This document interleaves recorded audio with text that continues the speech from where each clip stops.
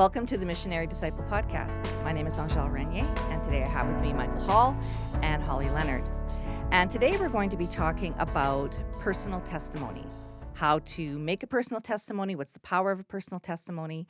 And it's something that we do a lot in CCO, and we have trainings on how to do a personal testimony. In fact, there'll probably be links that you'll find under the video on our training sheets on how to prepare your personal testimony. But what we're going to talk about today is not the training, but more about personal testimony. And I've asked Michael to speak first about explaining what do we mean when CCO says have a personal testimony, because that could be a very wide understanding. So what do we mean when we say it? Yeah, I mean, you can give a testimony about just about anything. But Sure. when we say, giving your personal testimony, we really mean, when did your faith become personal for you? When did you make that adult decision to really embrace your faith, to move forward? It's there's a decisive time in your life. This doesn't have to be necessarily a overwhelming moment, or it can be intellectual. It could be an emotional experience. It could be drawn out over a period of time. Mm-hmm. But there's probably, in most people's lives, and we've seen in virtually all the people we work with, that there's a point in your life where you went from kind of your faith was not quite your own, or it was something you were wrestling with, to a point where you said, no, I'm going to embrace this. I want to move forward with this.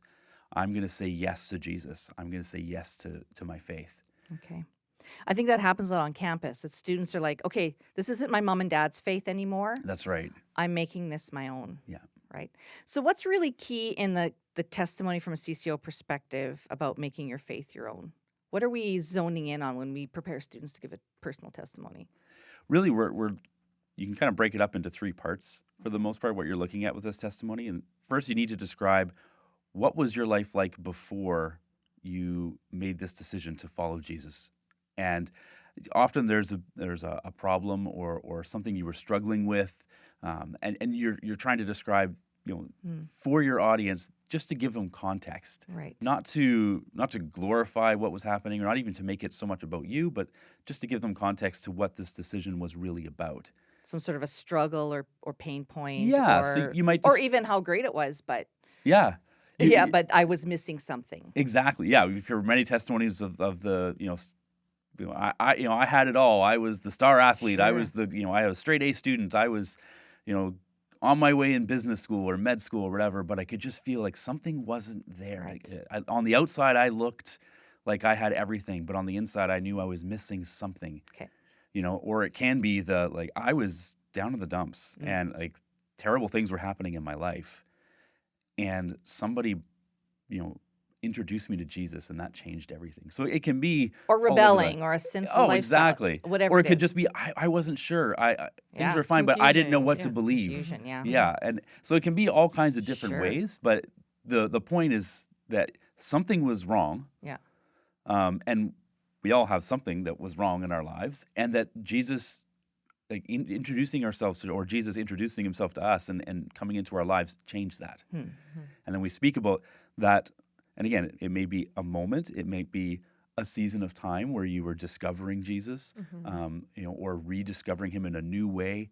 But it really comes down to, at some point, I realized Jesus was the answer to my problem. Right. Jesus was the one who had come to save me. Amen. Mm-hmm. And so we describe, what does that look like? In my life, how did that come about?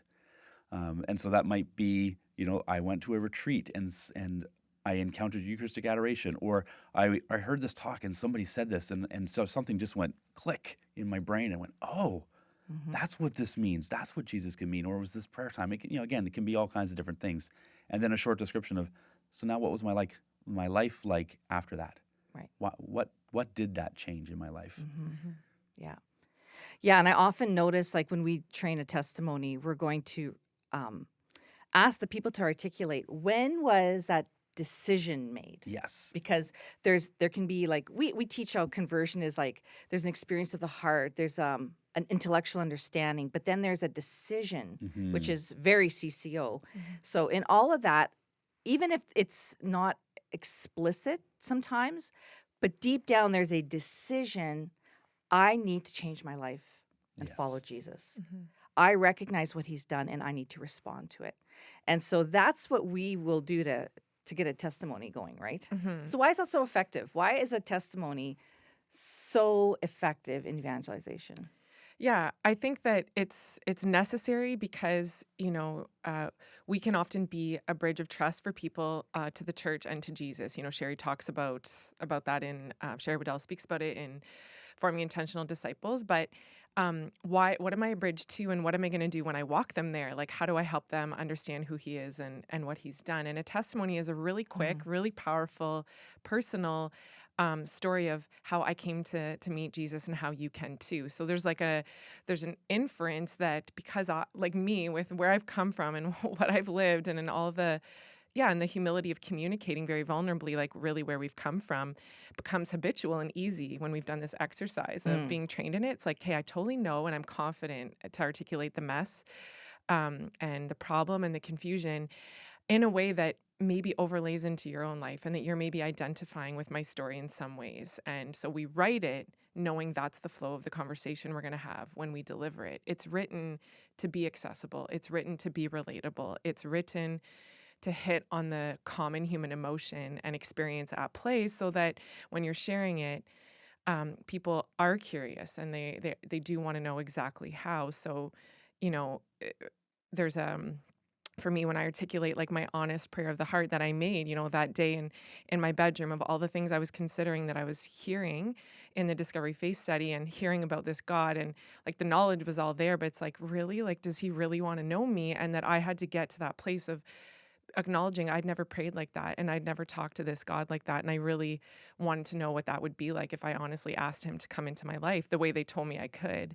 And having the exercise of being drawn out and writing the testimony helped me know, okay, that actually matters. That's really transferable for other people can now go to their place of prayer and say, God, like, I need you. I want to know you. Like, do you really want to know me? And that's what the Lord is looking for. So in forming the testimony, people can give it, we say in 3 sentences, 3 minutes, 30 minutes, like it can be built upon and details can be added and more things can be included. But I also think it's very powerful because Christ is alive in us, right? And he's attractive. He's what's making us attractive. And people are drawn to us and to those of us that are disciples of Jesus, like disciples are attractive. So we're, creating movements and running faith studies, and people are saying yes to these invitations, not because it sounds like a really good program. It's actually you, that are inviting them to the study, that they're going, there's something about him. There's something ordered and beautiful and attractive. And I kind of want to know what he's got or what she's got that I don't have. So this is at play. And being prepared to have our testimony means, okay, we're aware that they're drawn. We're aware that they see something of Christ in us. We know that's what they see, but you've got to build the bridge into talking about it. So, well, also they look at you and they're like, okay, she's awesome. She's so holy.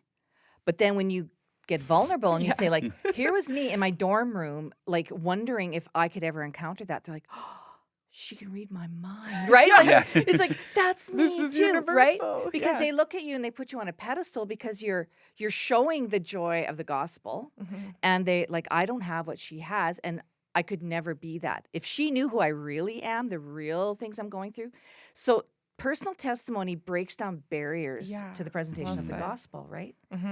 Like I've experienced that on campus. We would use testimonies in a large group event if we're showcasing what CCO's done for the year or at a parish. But in evangelization, like if I'm working with a student and I'm trying to share the kerygma and we get to the point of, do you want to choose Christ? There's often like that's where the rub hits. And then if I'm like, well, here's my story. They're listening going like, oh my goodness, I'm also scared of what God's going to do to my life. And that's what she was. But she looks okay. And that's how she got through it. And like, maybe me too. Yeah, maybe me too. Exactly. And bringing someone to the place of consideration, and then they go in their own, engagement of the will and knowledge and desire. So it's like you're spurring them into it because you're transferring. Yeah, it's okay that you're wrestling. It's okay you're wondering, is he trustworthy? Like, could I really? And would he really be there for me? And would he really forgive me? The Discovery Faith study and a lot of the CCO material following is creating conversations where this is what goes on in the mind and the heart of the participant is like, could I really? And would he really? And we train our leaders to kind of really be ready at any point to articulate how they've been there and how he's brought them to the other side. So that, yeah, you're right. That power of breaking all the barriers means that what remains is the power of God. What remains is his mercy. What remains is how good he is and what he can do to save you, and less about who you are and what you've done. That becomes like manageable all of a sudden. Yeah. Yeah. It shows you how to do it too, right? Because part of what can yes. be the problem is you might get through the barrier of like, okay, I want to do this, but I don't know how. You say, I should have a personal relationship with Jesus. Okay.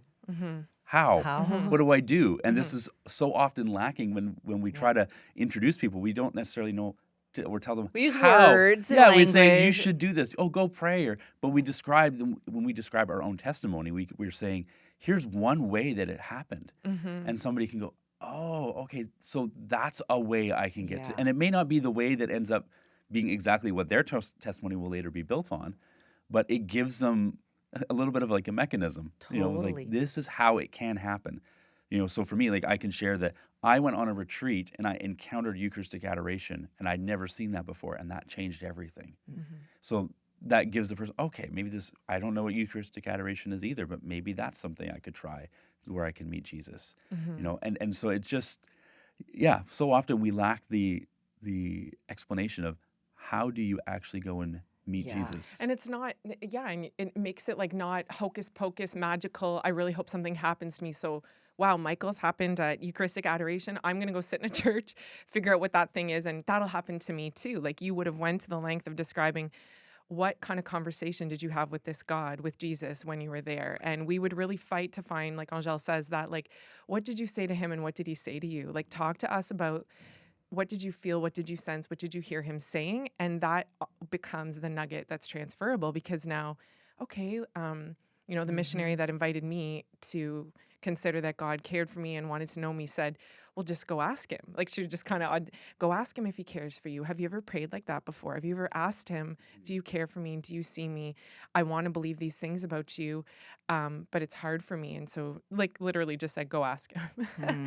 That was relatable to me. And thanks be to God, you know, that's not transferable necessarily for everyone, but it was a person-to-person invitation for me to go make a decision and make an honest prayer. So I often find that most powerful when we're at dinners, events, or you're listening to a leader share their story, that they get it right down to what the Lord said to them, what they heard him inviting them to, and that they articulated their obstacle or their fear and that he handled it. And that becomes, okay, I can make that kind of prayer. I can have that kind of if that's the way people can talk to God, like speak to Jesus, like really, that seems so intimate. That seems so human. He's a person. It's a relationship, right? And it helps undo the idea that he's far away and in a cloud and watching us, and he's actually right here, you know, inside our hearts speaking.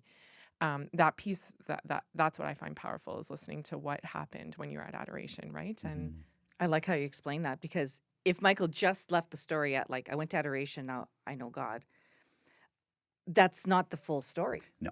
The full story is what was going on inside of you, Mm-hmm. and then what was the response of your heart and your life to that experience. So that's one of the things we really fight for in personal testimony with CCO people is like, it's just so classic to say, like, I went on a retreat and my life changed, or I took discovery and my life changed. well, why? Back Yeah. up, go in. What Where in happened? discovery? Where in the retreat? What was going on in your heart? How did you respond to what God was doing? That's what we want to get at. That's right.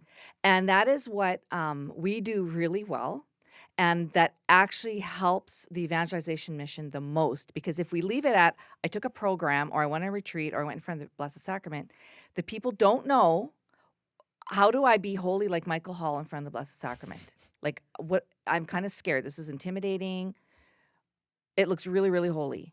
What am I supposed to do? Probably can't pray right. I don't have the words, so I have a book to pray. No, Michael showed me how he prayed.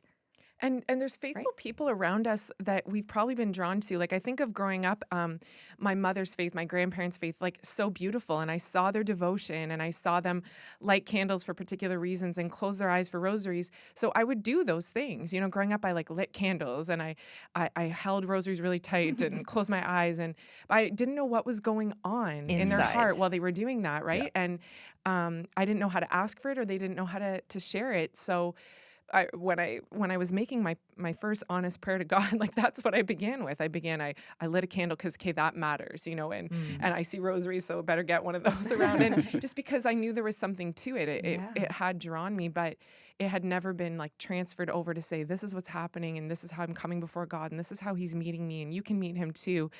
That extra piece, like Angèle's drawing out, is what is transferable and relatable, and where the power is. Because I remember somewhere in our training we say, what is most personal is most universal. So those intimate conversations with the Lord actually are relevant to a lot of people around us.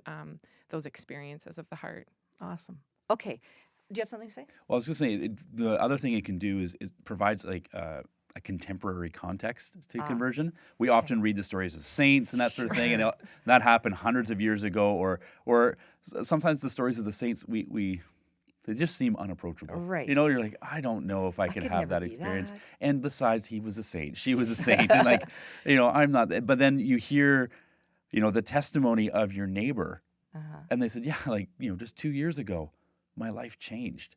And it was here on our street. And it happened here. Or like, here on this university campus. Let me introduce you to a fourth-year student on our university campus. And this happened in their life 3 weeks ago, and all of a sudden, okay, God actually he didn't just move in the past, and it's not just, Pier Giorgio Frassati wasn't the last young man to have a conversion, 100 years ago. It's happening all the time, and then you can start to see it as, okay, it's not just this otherworldly thing that happens in books, Right.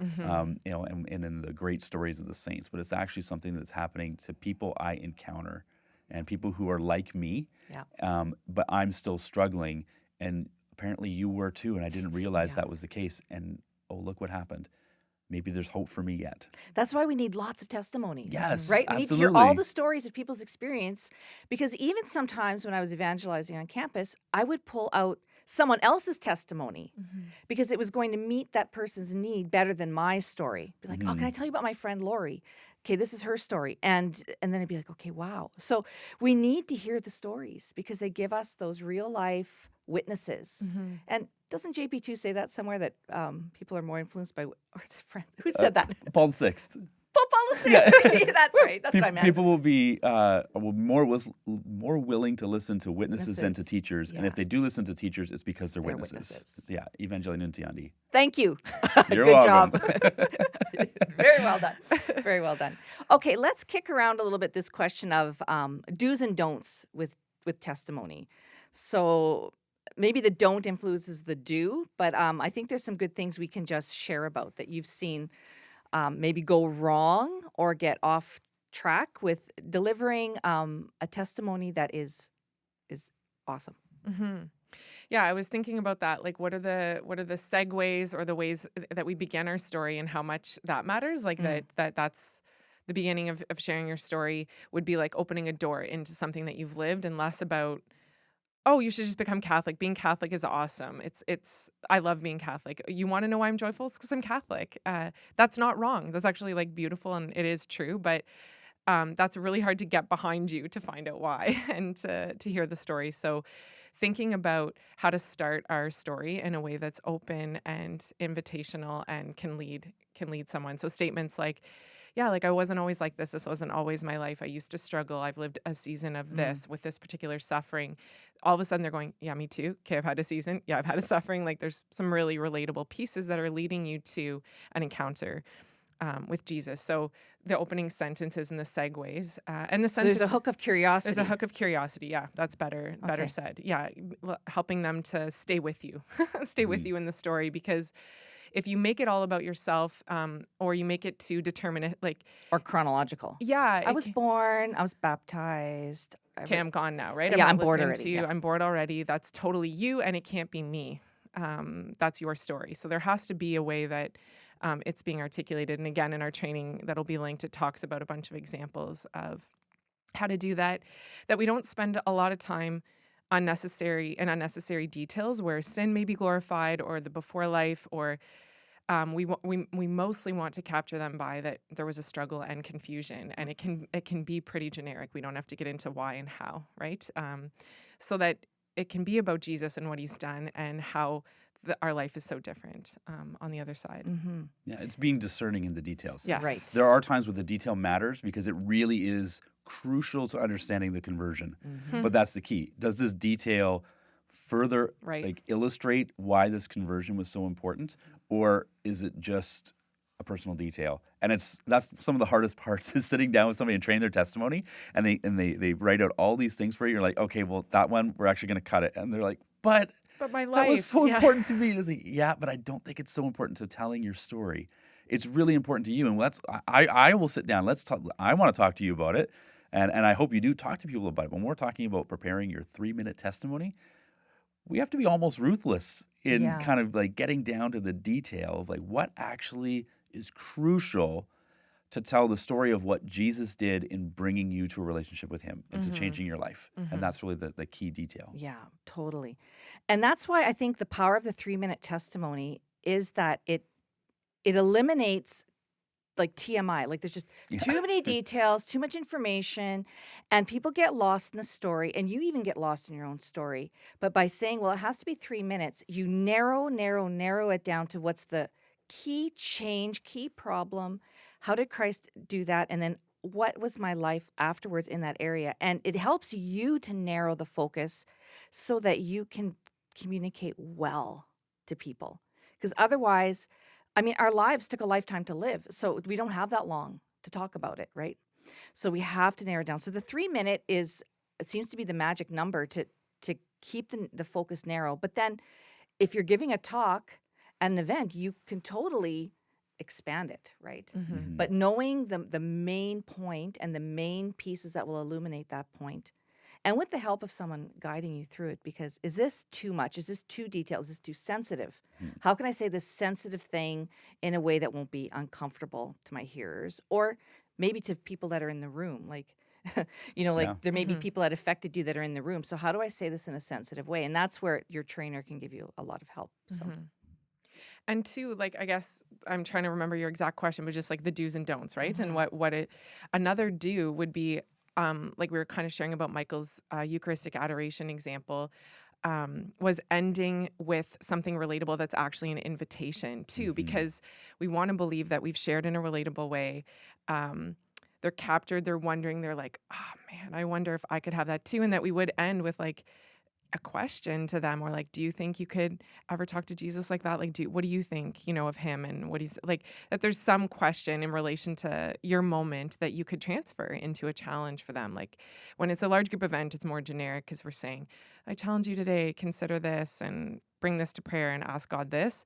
When it's very personal, it's just actually what's at the heart of your story, you could say and have an exchange that does spur them into, I believe anyways, like there's a transfer of, I wonder, and okay, maybe I will, and maybe I will go and pray in that way, and maybe I will go to adoration and ask that question that you ask, because it's relatable and it seems within reach. It seems like I might be able to do that. So I feel like that's a really important piece to always keep, that after you're done sharing, it's not just like, so yeah, that's me and that's my story. If it's a really intimate convo, they may be awesome and they may pursue with more questions. And if it's a really, deeper relationship, but sometimes we need to do the work of, It's about the other. person. Yeah. So are there any other do's and don'ts before we get near the end of our podcast? I think one important one is, and this might be one of the most important ones really, is really digging into the moment of decision or the time of decision and trying to figure out what happened. Because we often try to dismiss the decision point. Many of us don't like to think that we actually had a moment of real decision in our lives. That's so true. I wonder why. I don't know why that is. It's like an uncomfortable awkwardness or something. Almost like we are afraid to say the name Jesus. It's almost like the same as that podcast on Jesus. Yes. Where there's a weirdness about like, nothing really happened to me. I don't know. It's funny. It is. I mean, I lived in that for a long time, and people say, oh, you had your conversion. I was like, well, I mean, it was a decision, but I don't know if it was a conversion so much. Maybe it's you want to dismiss the life you were trying to live before as being totally bad. I'm not sure, but something we've seen so often when we're working with people is trying to just dig into that a little bit. So like I shared earlier, I said, I went on a fall retreat and I was in Eucharistic adoration. That doesn't really fully give you if you're a person listening to that, then you don't really know what to do, and you don't really know what happened in my heart. It wasn't just that I showed up to adoration and then all of a sudden it was, a magical moment and I walked out and everything was different. God did something in my heart at that moment. And so we can always dig into somebody's life and ask, so, okay, you went to adoration or you had this decision in front of you and you had two options and you were trying to decide, should I go this way or that way? Well, what were the options? And what was going through your mind at that moment? What was going on in your heart? What were the emotions you were experiencing? Tell me about what it was like to make the decision. And what were you thinking about option A? And what were you thinking about option B? What attracted you here? What attracted you there? Just keep digging. At first, the person's going to say, oh, it was nothing. Yeah. But likely, if you keep digging and you give them a chance to answer directed questions, they'll start to open up. And it might take time. You might have to really wrestle with them. Yeah. It might even have to go over multiple days or weeks as you're trying to work it out with them.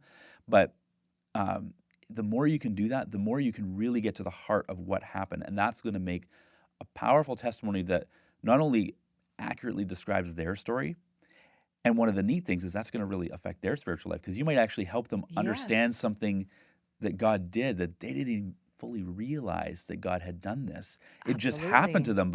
And we've seen that so often. You're in working with somebody on developing their testimony, they come to a deeper realization of what God did because they hadn't sat down and just deliberately thought their way through it and almost re-experienced it.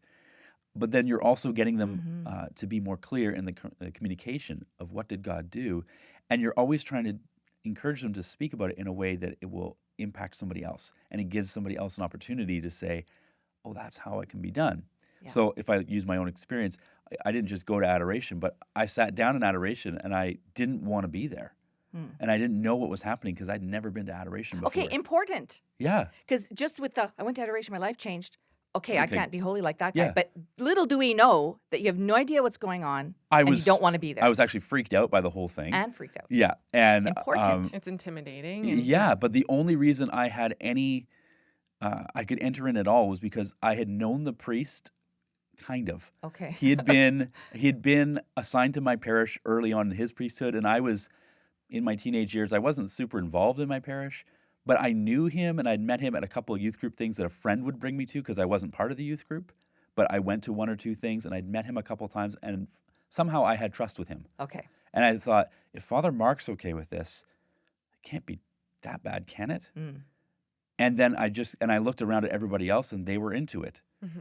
But then I sat down and said, well, I'm going to be here for the next hour and I don't have anywhere else to go. I can't leave. So I guess I'm going to try to pray.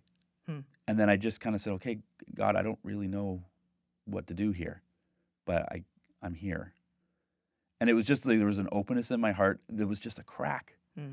But then that's when that crack was all God needed. And then all of a sudden I just started to experience things that were essentially I met God is the only way I can describe it, is that all of a sudden he was real in a new way that I'd never experienced before. But if I just said I went to adoration, there's not much there. You have to dig a little bit. And even still, there's probably more I can uncover. I'm not going to spend all this time going through it all. But you can keep asking questions to say, okay, but what happened there? And what did you try to talk to God about?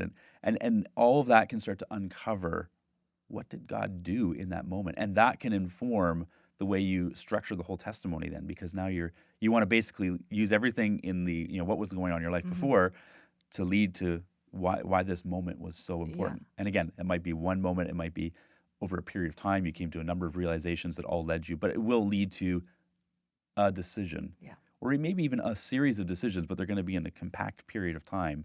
That causes a change of life. That's right. A metanoia. Exactly. Yeah, there's a change of life that happens. And many of us, especially for those of us maybe that have been raised in the faith a long time, we might not want to think that's what happened. But chances are... But that change is like the circles, like self-focused that's or right. Christ-focused. Exactly. So you might have been a really nice practicing Catholic, but you actually were living it your way. That's right. It wasn't, I'm orienting my life completely to Christ. It's no longer I who live, but Christ who lives in me. When that moment happened, that you decisively oriented your life differently, that's what we're talking about. That's right. And sometimes it's a fork in the road moment where it's like I'm faced with a decision and I could go this way or I could go the way that I know my faith would lead me to. And I've been raised in my faith the whole time, but I've never had to make a decision for myself, to walk towards God or away from God. Yeah. And there was this key, crucial moment, and I made a decision. Yeah. And that set me on the path that I've continued to make decisions that way for the rest of my life. So we're talking about initial adult conversion That's moment. right. And then, of course, there's the ongoing conversion. Of course. Yeah. Many, and all areas. kinds of testimonies that you could say, like, are more exciting than my initial. But we want to have everybody in CCO have that initial conversion, 3-minute, in their back pocket. And then, sure, build a whole bunch of other ones. But this is the moment where you made the decisive decision to follow Christ. Okay, another do or don't that I want to throw in is when I don't hear the kerygma in a testimony. And so then now, the reason why that's so important is because this is what we're proclaiming. We're giving glory to Jesus. We're giving glory to the cross and resurrection and the salvation that he offers us and that new life and the restored relationship and all of that. So if I don't give the highlight or the climax of it to Jesus, then it's just my story. But I want the listener, as a good evangelist, to hear the real reason for my hope, which is Jesus Christ.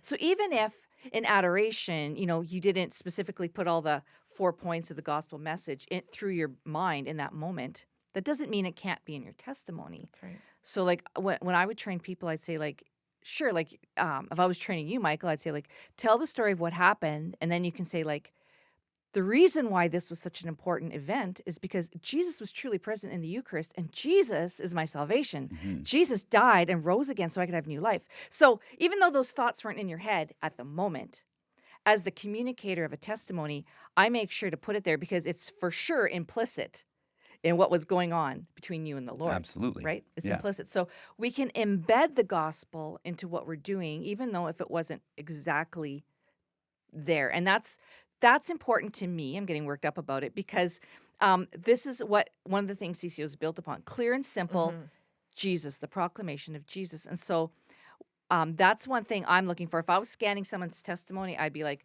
is the introduction invite curiosity? Does it have a theme that gets resolved? Is there a vulnerability and clarity on that decision moment or the experience of God?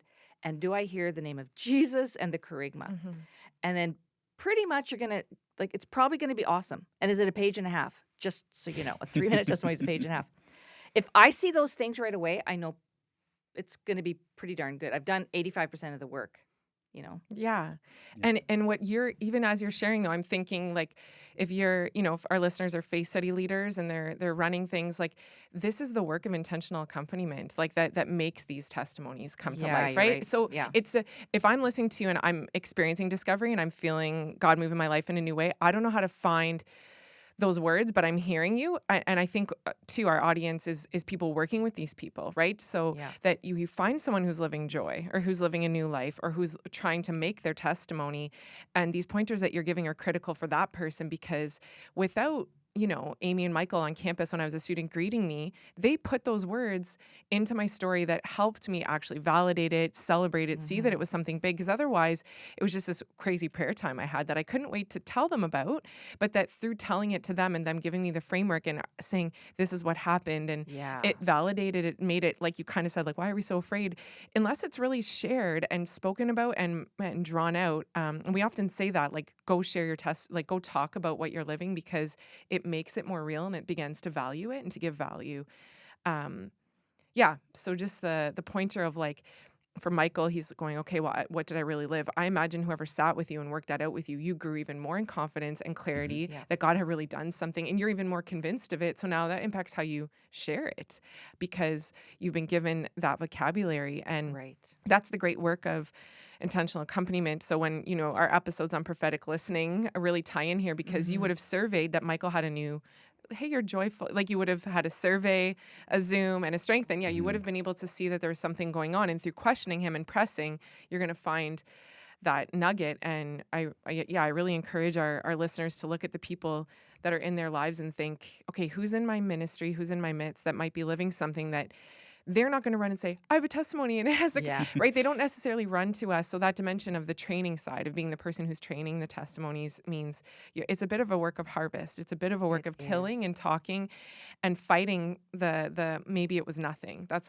Yeah. not nothing. I guess those battles are real. Because you And can celebrate it because they think it's too delicate. And it's like, no, it's Yeah, beautiful. it's beautiful. You help them see that it's beautiful. So for the most part, just to know for those that are maybe working with another person, like they won't be able to write their own testimony, like Holly said. They won't. No. No. They will need you to put framework and language to it, and it will be beautiful, but they're too close. It's maybe too fresh and delicate that they can't. So you can really help them have a testimony that communicates a lot for their own heart. Yeah. And then I'm just going to close with, for scripture, we always would link ourselves to the Samaritan woman story. It's so fresh. I mean, she didn't have the right words, right? Yeah. But she did know it was, I think I met the Messiah. Like she had it focused in the right way. I had an encounter with Jesus. And that single sentence was enough to influence her whole city. So, and then she brought them to Jesus. Like it wasn't about her. And then they all applauded her. It was like, and she's like, you have to come and meet him. So her story is just so paradigmatic for what we're doing. And so you can just anchor yourself in that. Like, is this too emotional? Is this too whatever? Like, no, this is scripture. Like this is how the Lord did a great thing and took up a lot of airspace in the book of John. So it's legit. So there we go. There's some do's and don'ts and whys and attitudes and things to have with doing a testimony. And sure hope you'll take advantage of our trainings and that you'll get some good testimonies through your people or for yourself, because you will use it in a variety of contexts. It's a great tool. So take care and God bless.